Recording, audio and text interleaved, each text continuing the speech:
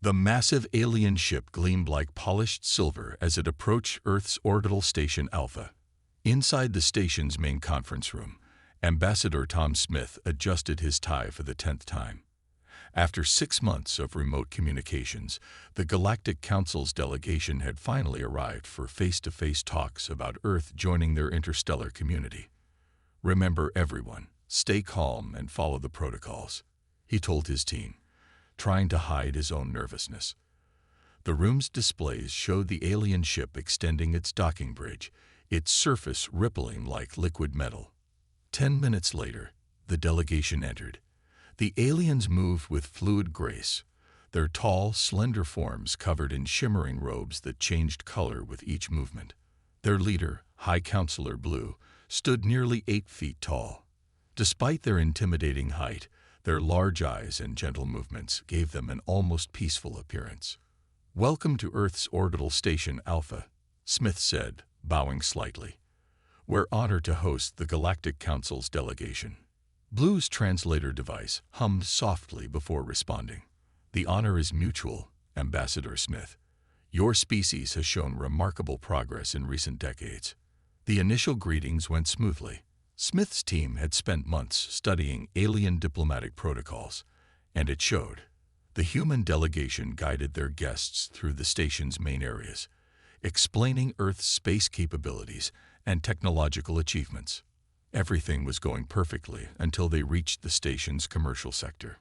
"And this is our civilian space transit terminal," Smith explained, leading them through the bustling area. "We have regular passenger ships traveling between Earth, Mars, and our lunar colonies." Blue stopped suddenly, their robes shifting to a deep purple. The alien's eyes fixed on a large advertisement display, showing a massive cruise ship floating in Earth's orbit. The video showed smiling humans walking on deck, swimming in pools, and dining in restaurants. "Ambassador Smith," Blue's voice had an odd tone. "What is this facility?" "Oh, that's the newest luxury cruise ship, the Star Wanderer. It's a pleasure vessel, Fat." "Pleasure vessel?"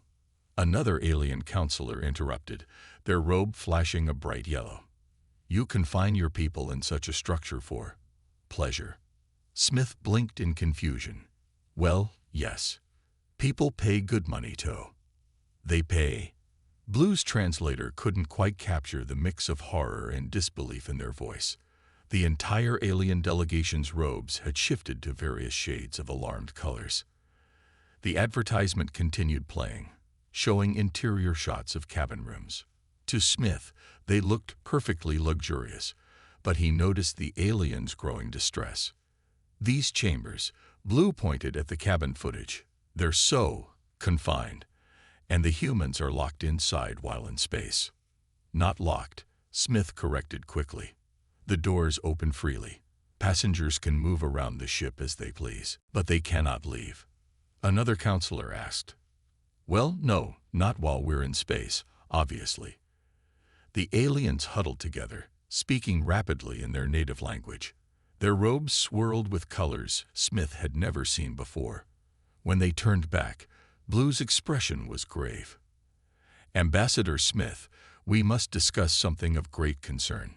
Your species, these vessels you've shown us, they bear striking similarities to what we consider prison ships." Smith's jaw dropped. "Prison ships? No, you've misunderstood. These are luxury vessels. People go on cruises for vacation, for fun." "Fun?" Blue seemed to struggle with the concept. "You mean to tell us that humans voluntarily confine themselves in small chambers, subject themselves to artificial environmental conditions, follow structured time schedules for meals and activities, and pay currency for this experience?" Put that way, Smith had to admit it sounded strange.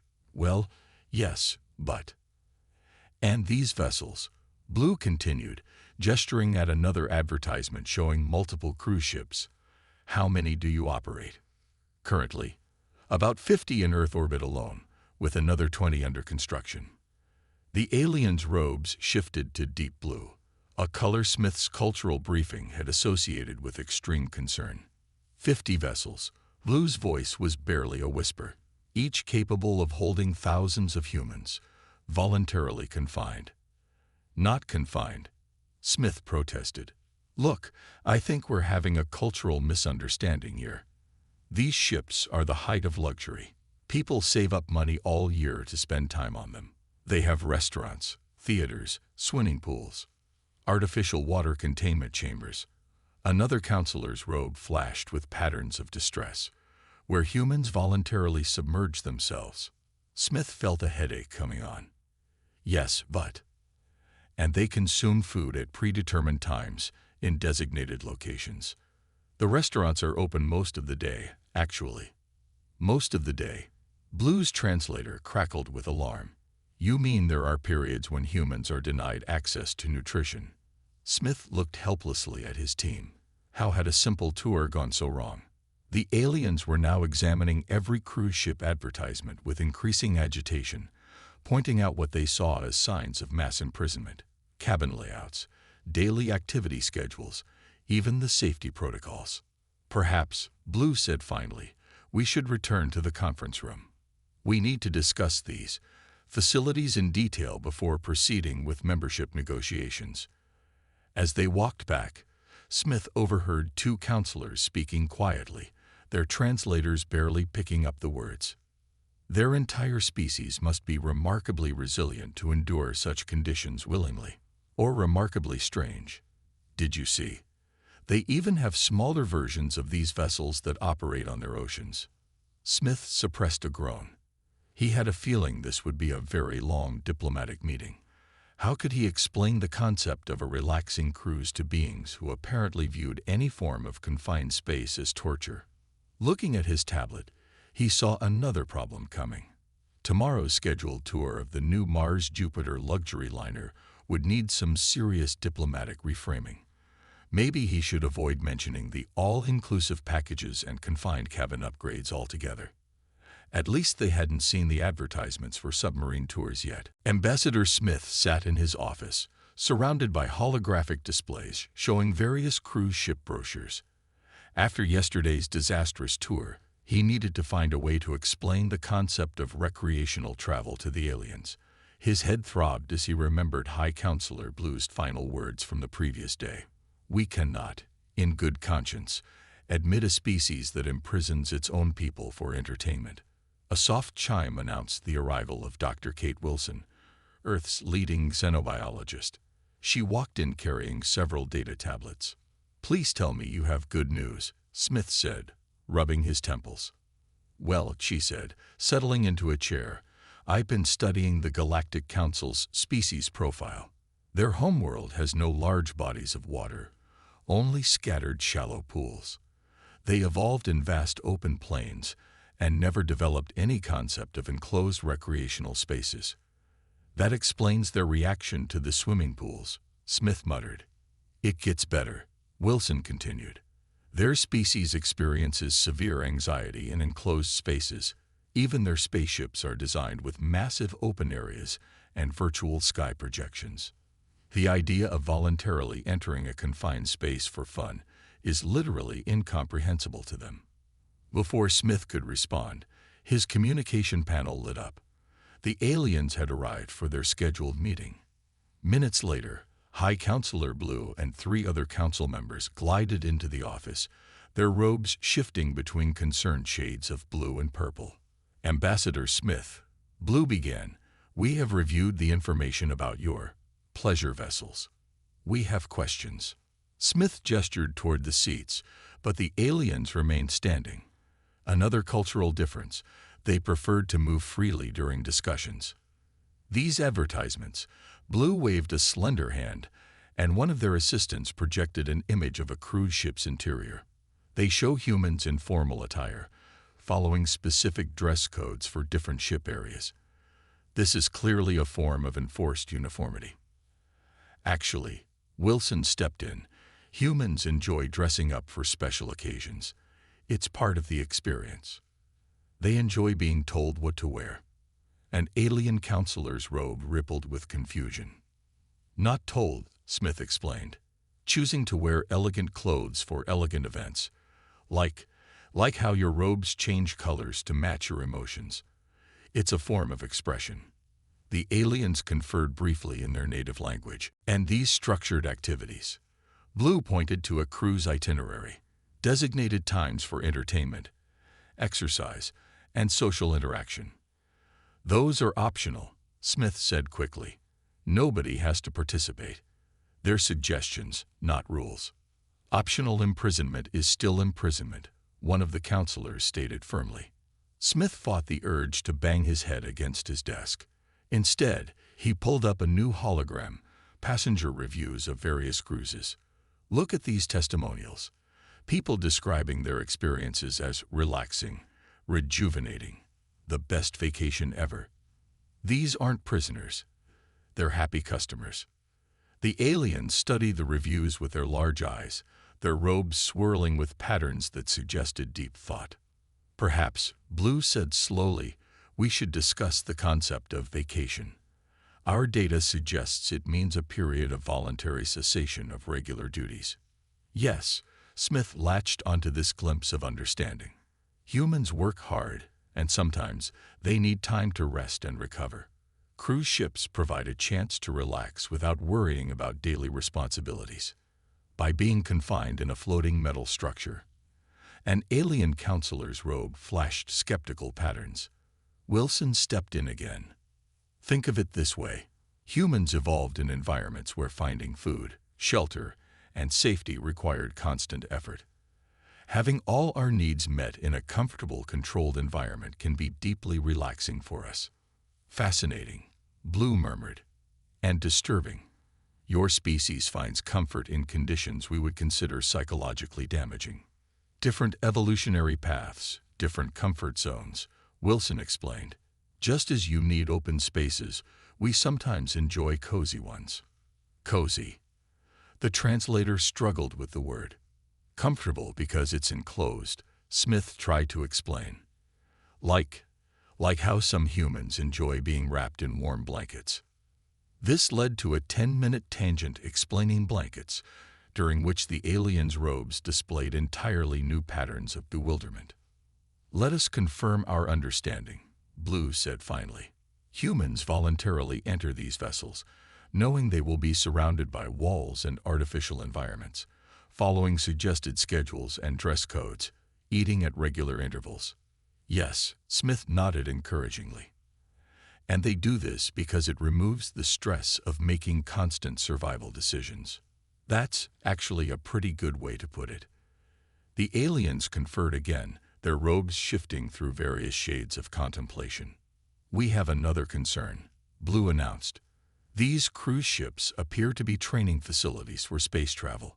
You are conditioning your population to accept confined spaces and regulated schedules. Smith blinked. What? No, that's not. The evidence is clear, another counselor interrupted. These vessels prepare humans for long-term space missions by normalizing confined living conditions. It is a clever strategy. Wilson caught Smith's eye and gave a slight nod. Maybe letting them believe this was better than further attempts to explain tourism.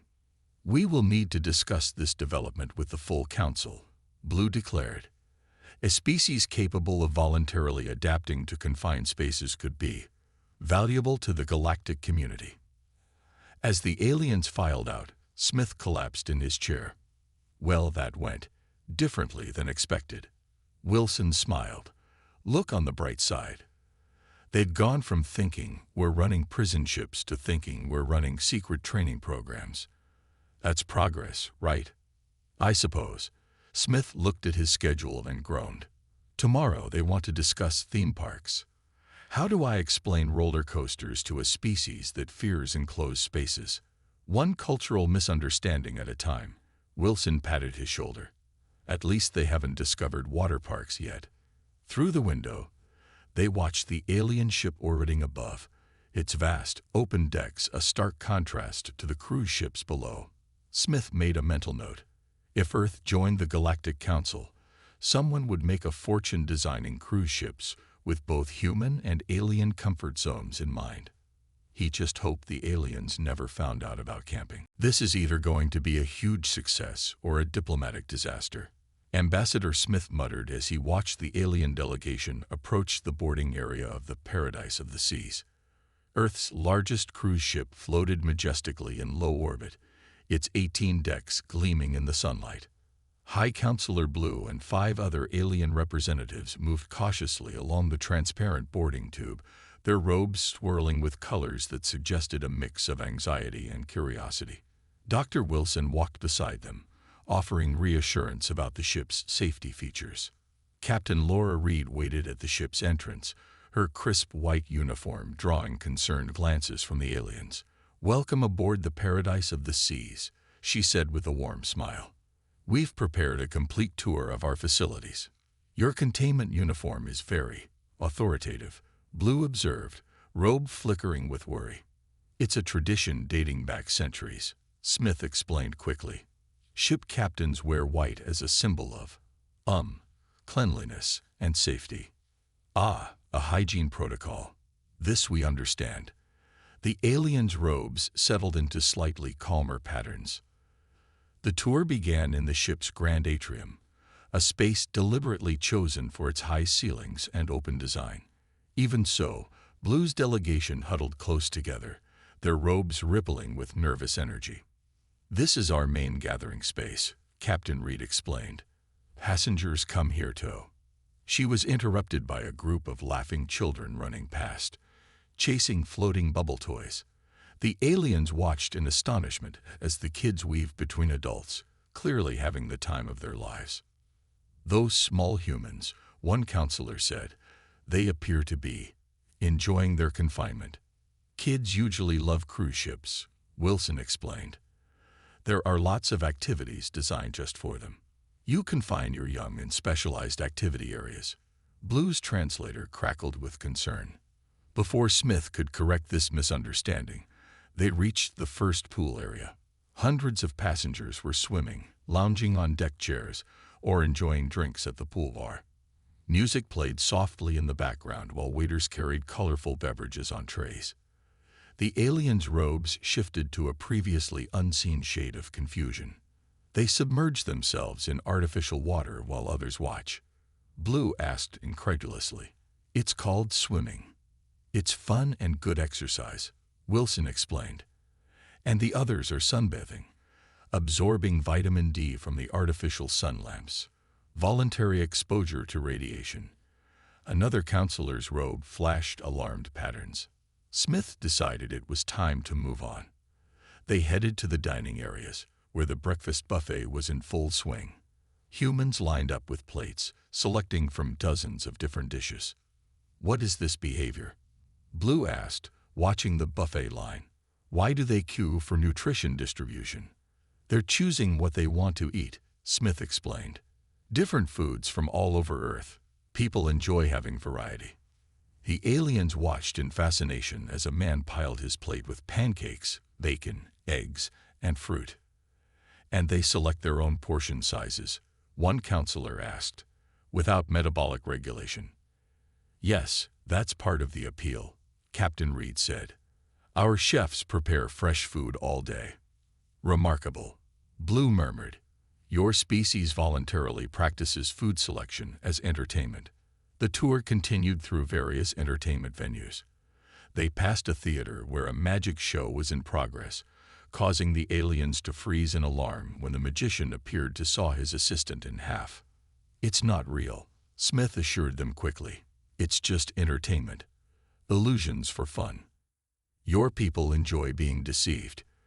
Blue's robe swirled with bewilderment. They moved on to the shopping area, where the aliens became particularly confused by the concept of buying souvenirs. They purchase objects to remind them of their voluntary confinement. A counselor asked. "To remember their vacation," Wilson corrected. The real challenge came when they reached the cabin areas. Despite choosing to show them the largest suite available, the aliens still seemed horrified by the concept of sleeping in enclosed rooms. "But where is the sky simulator?" Blue asked, looking at the ceiling. "We have windows," Captain Reed pointed out. "Small transparent sections do not constitute proper spatial freedom," one counselor muttered. The situation improved somewhat when they reached the top deck observation area. The aliens' robes settled into calmer colors as they looked out at Earth below and the stars above. "This area is acceptable," Blue declared, "though we note most humans seem to prefer the enclosed spaces below." "Different species, different comforts," Wilson reminded them. The tour's final stop was the ship's booking office, where they witnessed something that seemed to particularly disturb the aliens. Humans eagerly signing up and paying for future cruises. They are so eager for confinement that they reserve it in advance. Blue asked. "Some cruises sell out months ahead," Captain Reed said proudly. The aliens huddled together, speaking rapidly in their own language while their robes cycled through various colors. Finally, Blue turned to Smith. "Ambassador, we have reached several conclusions. First, your species has an extraordinary capacity for adapting to confined spaces. Second, you have somehow transformed this adaptation into a desirable recreational activity. Third, you have developed an entire economic system around voluntary confinement." "That's one way to put it," Smith said carefully. "Most remarkably," Blue continued, "your people appeared genuinely happy in these conditions. We observed no signs of distress, despite the clear lack of proper spatial freedom."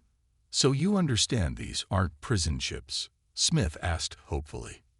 "We understand that they are something far more fascinating," Blue replied. "They are evidence of your species' unique psychological flexibility. This could be valuable to the galactic community." As they headed back to the boarding tube, Smith noticed Blue taking one last look at the happy passengers enjoying their confinement. "Tell me, Ambassador," Blue asked quietly, "do all humans adapt so well to enclosed spaces?" "Most of us do fine," Smith replied. "Some even prefer them." "Fascinating." Blue's robe rippled with thoughtful patterns. "The Council will need to seriously reconsider humanity's potential role in galactic affairs." Walking back to their ship, Smith overheard two counselors speaking. "If they enjoy this level of confinement for pleasure, imagine their potential for long-term space missions." "Indeed, though we should probably wait to show them our deep space vessels. They might find them uncomfortably spacious." Smith smiled. Sometimes a misunderstanding could turn into an advantage. He just hoped they never had to explain the concept of submarine tours to the Council. Back in Earth's orbital station, Ambassador Smith sat in a conference room with Dr. Wilson and Captain Reed, watching the recordings from their cruise ship tour. On the main screen, High Counselor Blue and the other aliens were discovering the mini golf course, their robes cycling through colors of confusion as they watched humans deliberately hit small balls into tiny holes. "They've been in closed meetings for 3 days now," Smith said, pausing the recording. "Either we've completely ruined our chances of joining the Galactic Council, or we've somehow impressed them," Wilson finished. "Did you notice how their robes changed color when they saw the children's play area? That wasn't just confusion. There was something else there." Before they could discuss it further, the room's communication panel lit up with an urgent message. The alien delegation requested an immediate meeting. 20 minutes later, High Counselor Blue and a new group of alien experts glided into the room.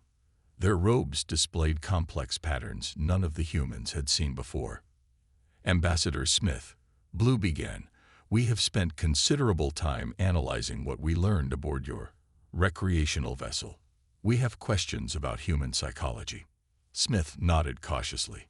"Dr. Wilson would be happy to.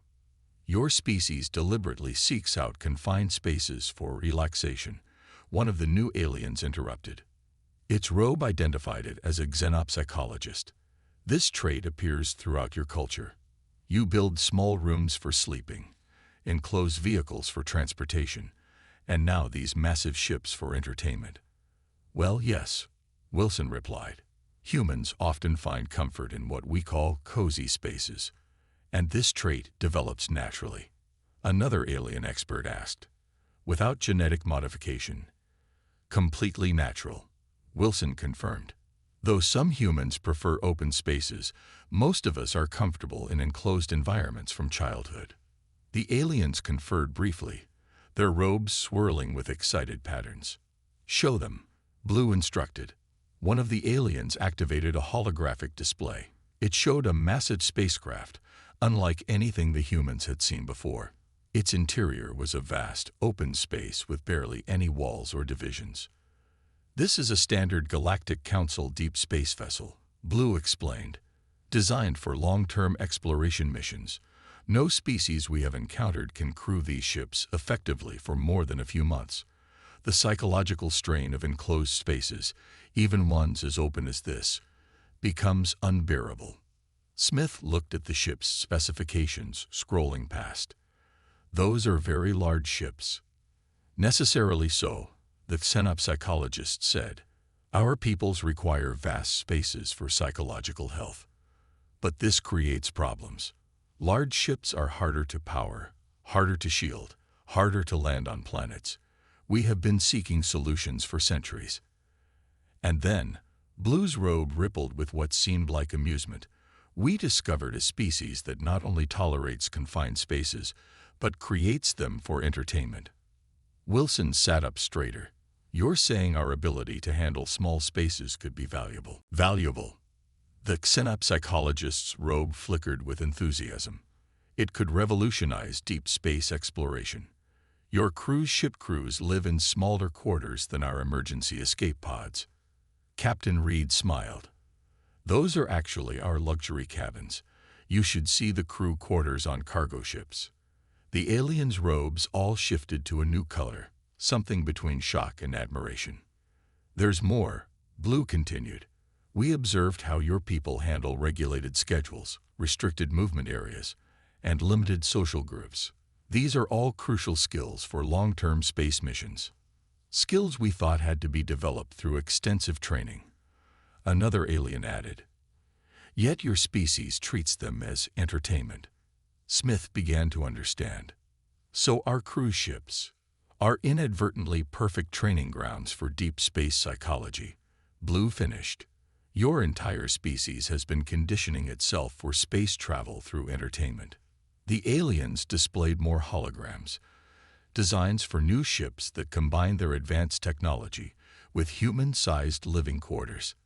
The efficiency gains were staggering. "A ship this size," Blue explained, pointing to one design, "with human-scaled crew areas, could operate with 1/3 the power requirements of our current vessels. It could reach other galaxies in a single generation." "And you think humans would be interested in crewing these ships?" Smith asked. The xenopsychologist's robe rippled with what might have been laughter. "Ambassador, we watched humans pay currency to live in smaller spaces than these. We believe finding volunteers will not be difficult." "There is, however, one concern," Blue said. "We noticed many of your people engaged in an unusual behavior during the cruise ship tour. They stood at windows or on open decks, looking at the stars with what our emotion sensors detected as longing." Wilson smiled. "Humans have always dreamed of exploring space. We're comfortable in small spaces, but we use them as a way to reach big ones." The aliens conferred again, their robes displaying complex patterns of excitement and consideration. "Ambassador Smith," Blue announced finally, "the Council has a proposal. We believe humanity's unique psychological adaptations make you ideal partners for our deep space exploration program. Would your people be interested in helping us reach the stars?" Smith looked at Wilson and Reed, who were both grinning. "I think we might know a few million humans who would jump at the chance." "Excellent." Blue's robe shifted to a bright, pleased color. "Though we should discuss one other matter. Our sensors detected multiple humans on your cruise ship engaging in something called karaoke. Is this some form of ritual combat?" "Actually," Smith said, trying not to laugh, "that's another form of entertainment, though some might call it combat." As the meeting continued, Smith couldn't help but smile at the irony.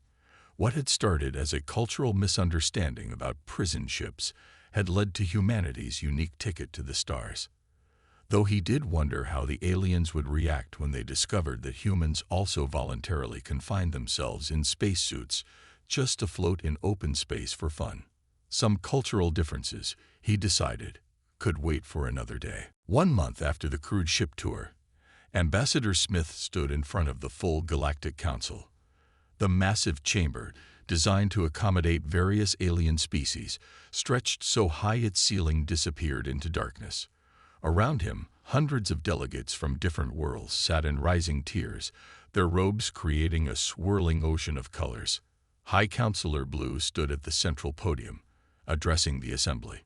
Honored representatives, we are here to vote on 2 unprecedented proposals. First, the admission of humanity to the Galactic Council.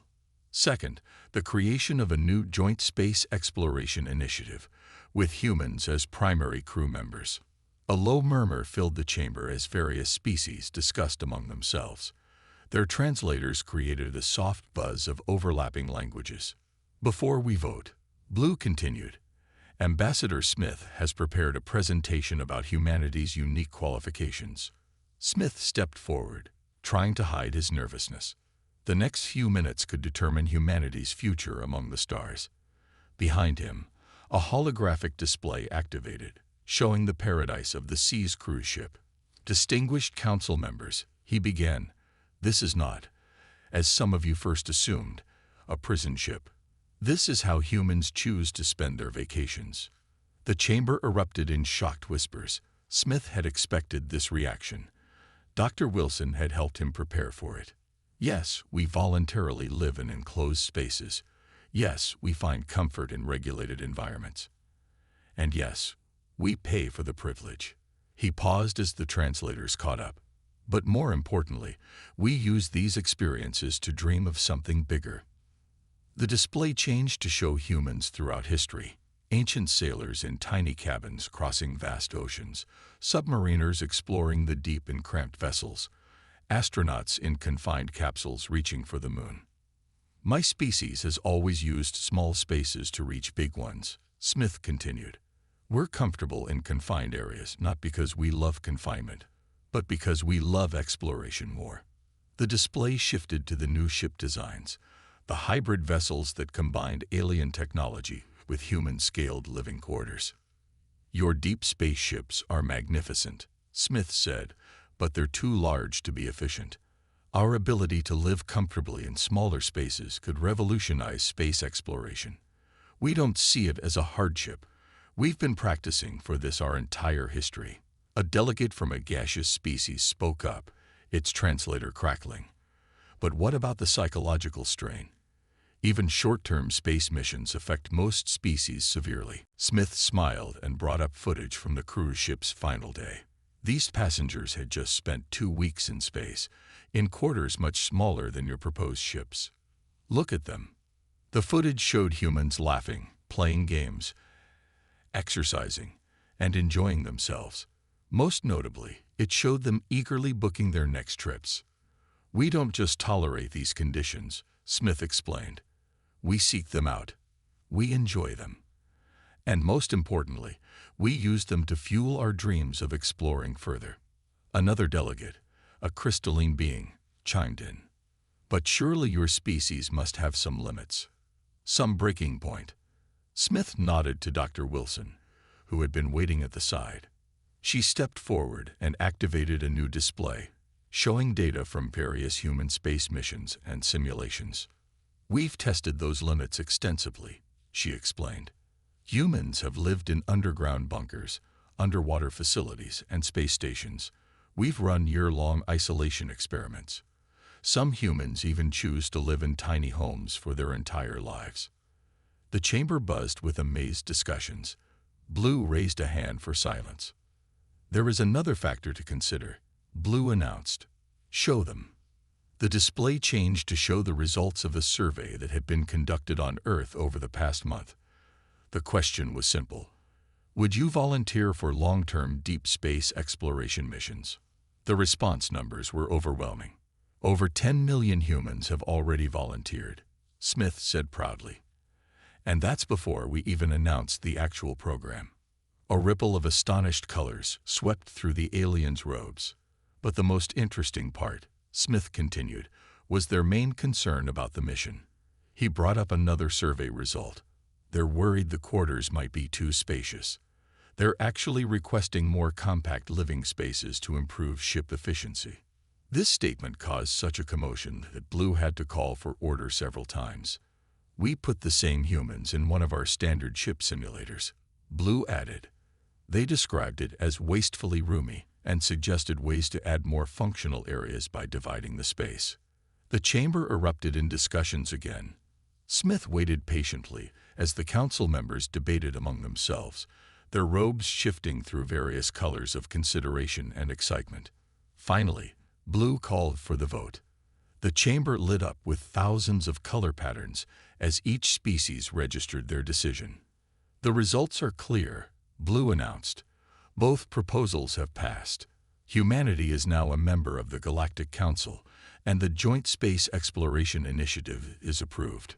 Smith felt a wave of relief and pride. Then Blue added something unexpected. However, we have one condition. Blue's robe rippled with what Smith had learned to recognize as amusement. Before we begin the deep space program, we request that human cruise ship designers help us modify our existing vessels. It seems inefficient to waste so much space. After the ceremony, Smith sat in his office, looking at the official membership documents. Dr. Wilson and Captain Reed joined him, bringing a bottle of champagne. "Should we tell them about submarines yet?" Reed asked, grinning. "Let's wait," Smith replied. "Though I did book myself on one of their luxury cruise ships next month. Their shortest trip is 3 years, but they promised me the smallest cabin they could find." "How did they react to that request?" Wilson asked. "They thought I was joking. Then they were horrified. Then they were fascinated." Smith laughed. "Pretty much the usual reaction to humans." Looking out his window at the stars, Smith could see both alien and human ships in orbit. Soon, they would venture out together, each species contributing their unique strengths. The aliens had their advanced technology and vast knowledge of the galaxy. And humans had their dreams of exploration and their strange ability to turn confinement into comfort. "You know what's really funny?" Wilson said, following his gaze. "All those years of building cruise ships, and we were accidentally preparing ourselves for the greatest journey of all." "Not accidentally," Smith corrected. "We built those ships because we wanted to explore, to go places we'd never been. We just never realized that our way of exploring would turn out to be our greatest asset." As they celebrated, a message came in from the Galactic Council. They wanted to discuss another strange human habit they'd discovered. Something called camping, where humans voluntarily slept in tiny fabric shelters on the ground. Smith decided that explanation could wait for another day. One cultural misunderstanding at a time was enough.